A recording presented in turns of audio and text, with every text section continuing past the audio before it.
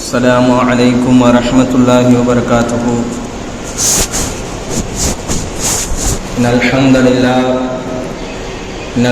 لله نحمده ونستعينه ونستغفره ونؤمن به ونتوكل عليه ونعوذ بالله من شرور أنفسنا ومن سيئات أعمالنا. من يهد الله فلا مضل له ومن يضلل فلا هادي له. ونشهد أن لا إله إلا الله وحده لا شريك له.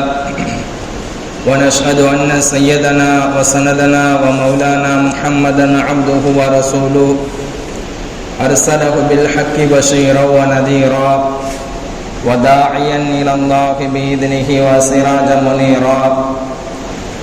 بلغ رسالة وأدى الأمانة وقام حجته ودعا إلى الحق. اللهم صل على سيدنا نبينا مولانا محمد وبارك وسلم. أما بعد، أعوذ بالله من الشيطان الرجيم. بسم الله الرحمن الرحيم. يا أيها الذين آمنوا اتقوا الله حق تقاته ولا تموتن إلا وأنتم مسلمون. يا أيها الناس اتقوا ربكم الذي خلقكم من نفس واحدة وخلق منها زوجها وبث منهما رجالا كثيرا ونساء واتقوا الله الذي تساءلون به والأرحام إن الله كان عليكم رقيبا. يا أيها الذين آمنوا اتقوا الله وقولوا قولا سديدا يصلح لكم أعمالكم ويغفر لكم ذنوبكم ومن يطع الله ورسوله فقد فاز فوزا عظيما. وقال أيضا: والفجر وليال عشر صدق الله العظيم. وقال رسول الله صلى الله عليه وسلم: ما من أيام أعلم من عند الله ولا أحب إليه من العمل فيهن من هذه الأيام الأشر وأكثروا فيهن من التهليل والتحميد. رواه مسند أحمد.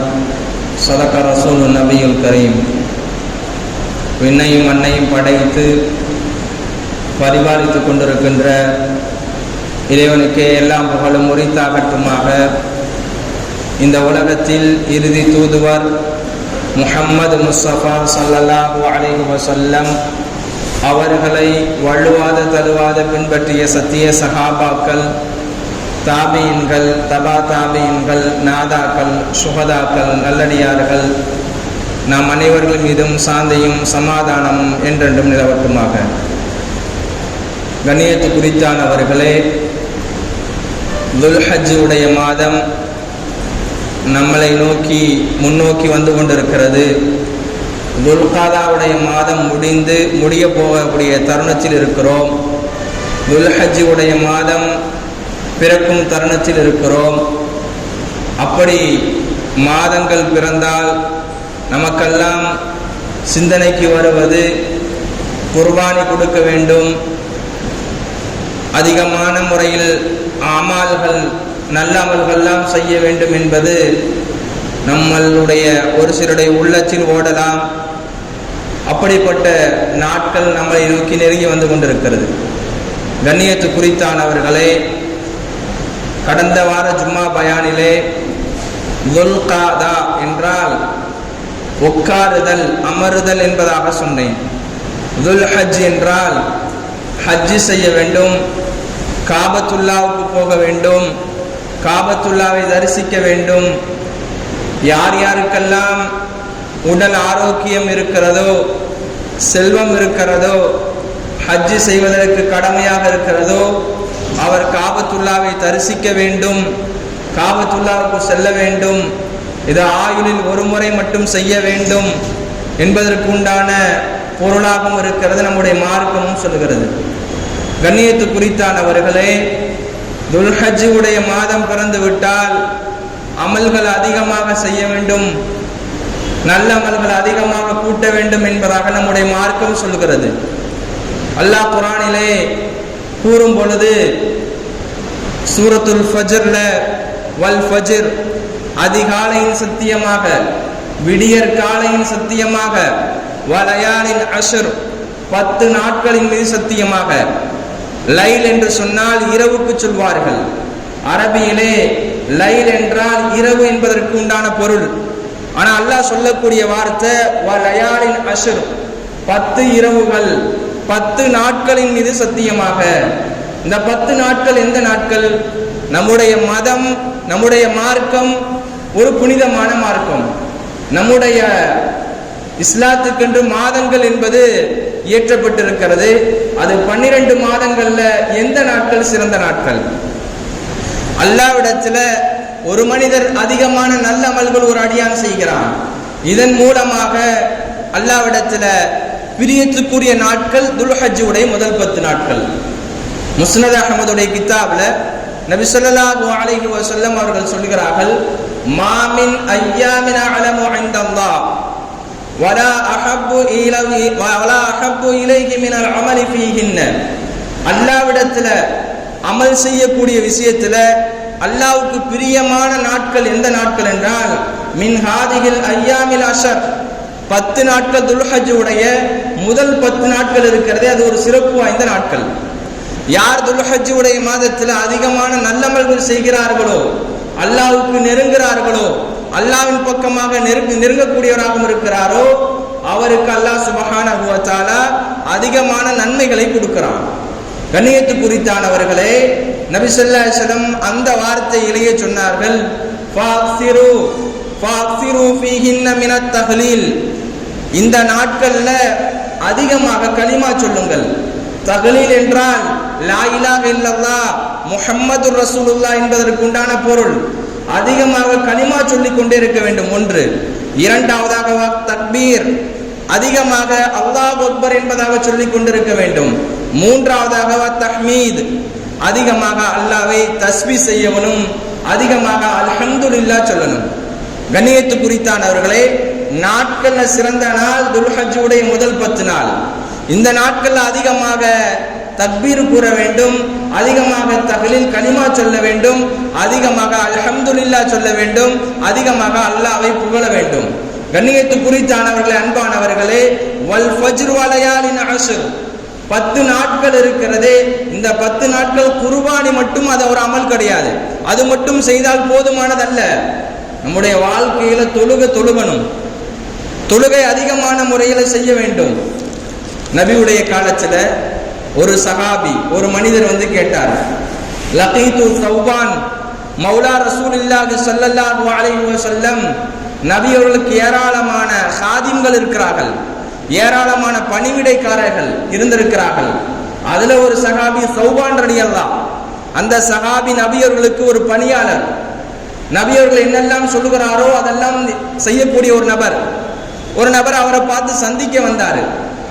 சௌபானை பார்த்து சந்திக்க வரும் பொழுது, அன்பானவர்களை நன்றாக கவனமாக கேளுங்க. அந்த நபர் கேட்கிறார், அல்லாஹ்வுக்கு பிடித்தமான அமல் எது என்பதாக கேட்டார். வந்த நபர் சௌபானை பார்த்து சந்தித்து விட்டு அல்லாஹ்வுக்கு பிடித்தமான அமல் எது என்பதாக கேட்டார். ஒன்று. இரண்டாவதாக ஒரு வார்த்தையை சொன்னார், யுதுகிலுனி அல்லாஹு பிஹில் ஜன்னா. அல்லாஹ் என்ன சொர்க்கத்துக்குள்ள நுழைய வைக்கணும், அப்படிப்பட்ட அஹ்பிர்னி, எனக்கு ஒரு அமலை சொல்லி கொடுங்க, எனக்கு ஒரு அமலை சொல்லி கொடுங்க, அந்த அமலை நான் செய்யணும், அதன் மூலமா நான் சொர்க்கத்துக்கு போகணும். ஒண்ணு. ரெண்டாவதாக இருக்கிறதே அல்லாஹ்வுக்கு பிடித்தமான அமலை எனக்கு கொஞ்சம் சொல்லுங்க, இதன் மூலமாக அல்லாஹ்வுக்கு பிடித்த அமல்களை செய்து நான் சொர்க்கத்துக்குள்ள போக வேண்டும் என்பதாக ஒரு பணியாளர் இடத்துல வந்து கேட்கிறாரு. அவர் சொல்லுகிறார், ஒரு முறை அமைதியா இருந்தாரு, ரெண்டாவது முறையும் கேள்வி கேட்டாரு, அமைதியாயிட்டாரு. மூணாவது முறையும் கேட்டாங்க, மூணாவது முறை அமைதியாயிட்டாங்க. அந்த நபருக்கு அந்த கேள்விக்கு உண்டான பதில் கிடைக்கல, அந்த கேள்விக்கு என்ன சொல்லணும்னு தெரியல. உடனே அந்த சஹாபி தௌபான் இருக்கிறாரு, நபி இடத்துல போனாரு. சால்து அன்தாலிக ரசூலுல்லாஹி ஸல்லல்லாஹு அலைஹி வஸல்லம், யா ரசூலல்லாஹ், இந்த மாதிரி ஒரு மனிதர் என் இடத்துல வந்தாரு, ஒரு கேள்வியை கேட்டாரு, எனக்கு தெரியல, நான் அமைதியாகவே இருந்து விட்டேன் என்பதாக கூறினார். அன்பானவர்களே, அந்த நபி ஸல்லல்லாஹு அலைஹி வஸல்லம் அவர்கள் அந்த சஹாபிக்கு பார்த்து சொன்னார்கள், ஃபகால அலைக பி கஸ்ரத்தி சுஜூத், அதிகமாக அல்லாஹ்வுக்கு நீ வணங்கு. அதிகமாக சுஜூதுல இரு, அல்லாஹ்வை மட்டும் வணங்க வேண்டும். அதே போல் நபி ஸல்லல்லாஹு அலைஹி சொன்னார்கள், ஃபஇன்னக லா தஸ்ஜுது, அல்லாஹ்வுக்கு மட்டும்தான் சஜ்தா செய்ய வேண்டும். சஜ்தா என்பது அல்லாஹ்வுக்கு மட்டும்தான் செய்ய வேண்டும். இன்றைய காலத்துல பார்க்கலாம், திருமண நிகழ்ச்சியில பார்க்கலாம், மூத்தோருடைய காலில் விழுகிறாங்க. கேட்டோம் என்றால் அவர்கள் முன்னோர்கள் மூத்தோர்கள், அவர்களுடைய வயசு 80 வயசு என்பதாக சொல்லுகிறார்கள். சஜிதா என்பது, சிரம் படிவது என்பது அல்லாஹ்வுக்கு மட்டும்தான் செய்ய வேண்டும் என்பதாக நம்முடைய மார்க்கம் சொல்லுகிறது.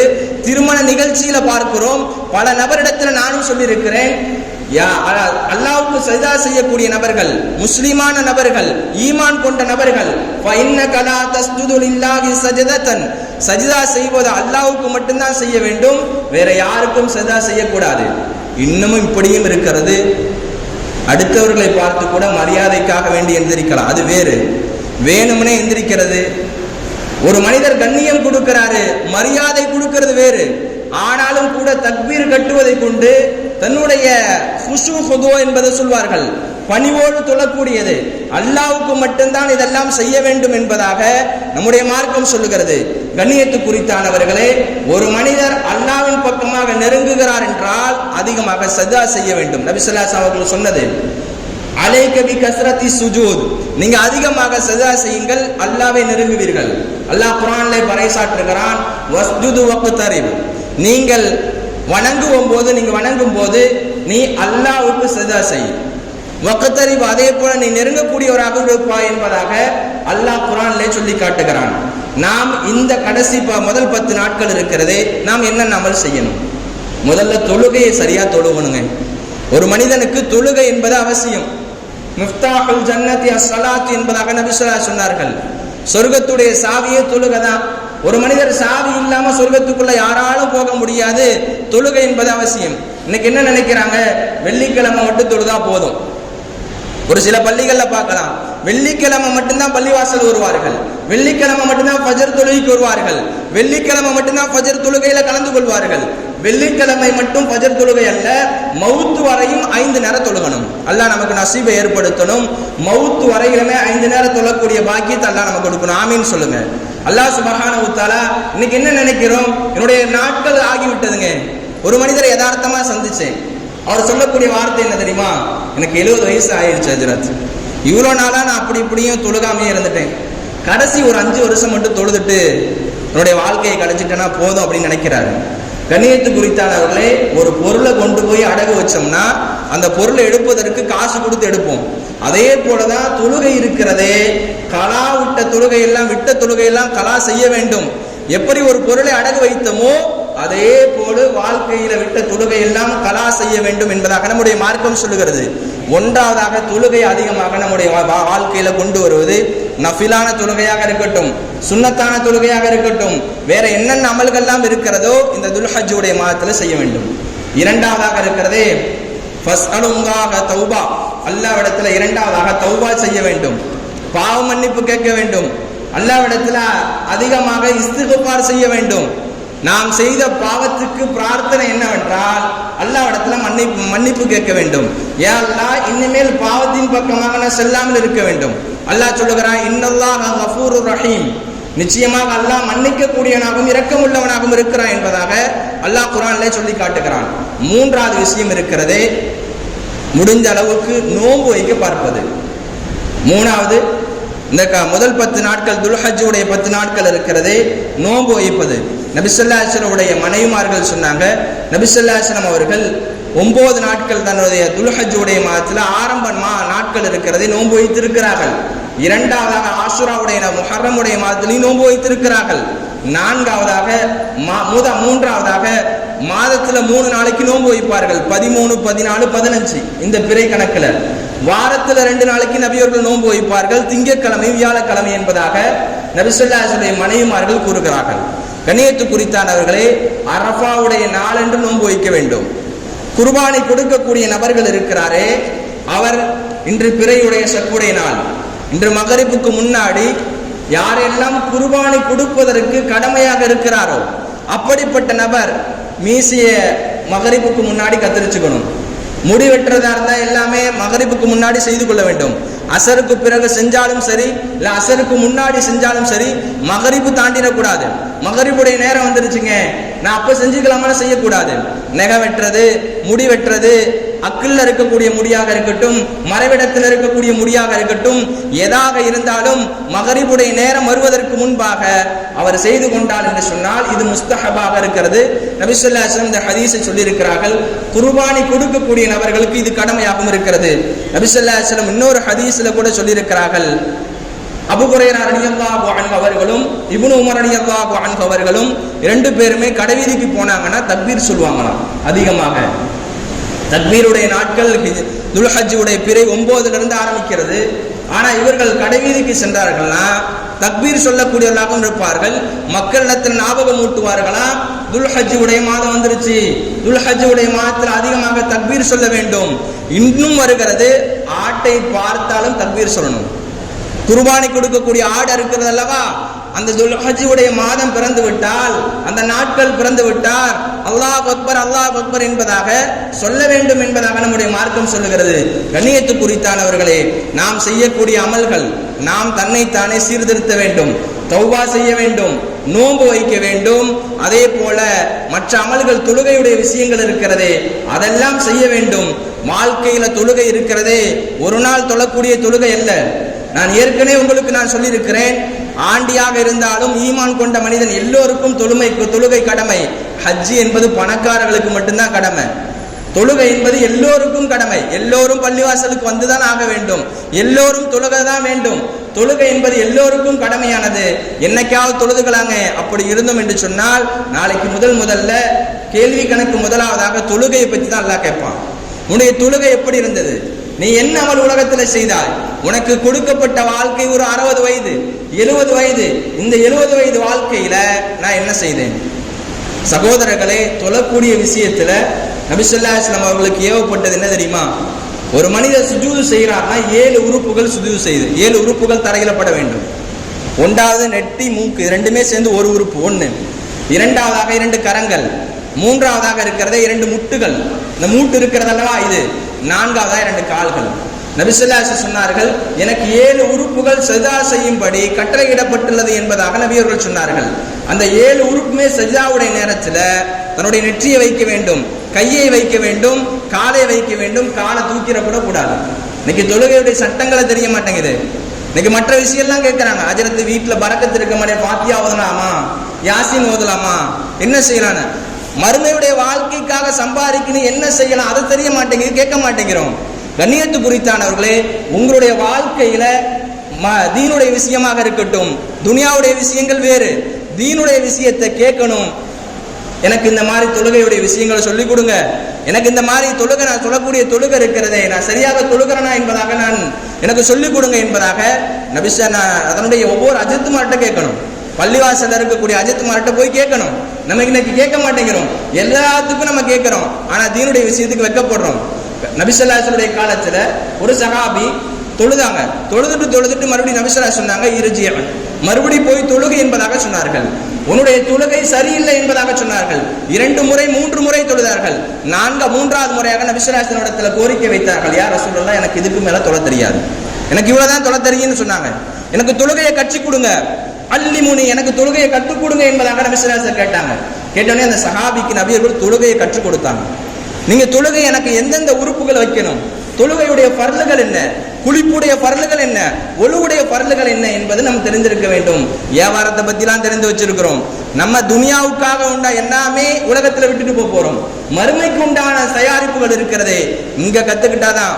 ஒரு மனிதர் மறுமைக்கு போயிட்டாருங்க, நஷ்டம் அடைஞ்சிட்டாரு, மறுபடியும் உலகத்துக்கு வர முடியுமா? உலகத்துல ஏதாவது சரி பண்ண முடியுமா? இந்த உலகத்துல செய்யறது லாபமோ நட்டமோ நாளைக்கு கூட திருத்திக்கலாம். இன்னைக்கு வியாபாரத்துல நட்டமாயிருச்சுங்க, இன்னைக்கு வியாபாரத்தை விற்க முடியலங்க, இந்த சரக்கு நாளைக்கால் வித்துக்கலாம் என்பதாக நம்ம செய்து கொள்ளலாம். ஒரு மனிதர் மறுமைக்கு சென்று விட்டார், கபருடைய குழிக்கு சென்று விட்டார், மறுமையுடைய மக்ஷருடைய மைதானத்துக்கு வந்து விட்டார். அவனுடைய வாழ்க்கை நஷ்டவாளியாக இருந்தால் மறுமைக்கெல்லாம் வர முடியாது. அவனுடைய வாழ்க்கை முடிந்து விட்டது.